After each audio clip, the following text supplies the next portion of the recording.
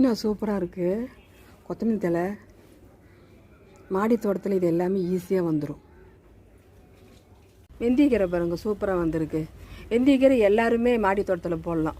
ஒரு சின்ன தொட்டி இருந்தால் கூட, அப்பார்ட்மெண்ட்டில் இருந்தால் கூட கொஞ்சம் வெந்தயத்தை நைட்டு ஊற வச்சு காலையில் போட்டு விட்ருங்க. ஒரே வாரத்தில் நல்லா இந்த மாதிரி வந்துடும். 2 வாரத்தில் பறித்து வெந்தயக்கீரை குழம்பு வைக்கலாம். சப்பாத்தியில் போட்டு பிசைஞ்சு சப்பாத்தி செய்யலாம். காய வச்சு இலை பொடி பண்ணி வச்சுக்கலாம் பன்னீர் பட்டர் மசாலா செய்யறதுக்கு. மீட்டர் பச்சிலை செடி பாருங்கள். இது ஒரு செடி இருந்தால் போதும், வருஷம் செடி அதிகரிச்சுட்டே போகும். மாடி தோட்டத்தில் விதை உளுந்து நிறைய வந்துடும். இது தொட்டு இப்படி கசக்குனாவே வாசனை சூப்பராக இருக்கும். தண்ணி விடாததுக்கு முன்னாடியே களையெல்லாம் பிடுங்கணும். களை இல்லாமல் தான் வெண்டைக்காய் செடி நல்லா வரும்.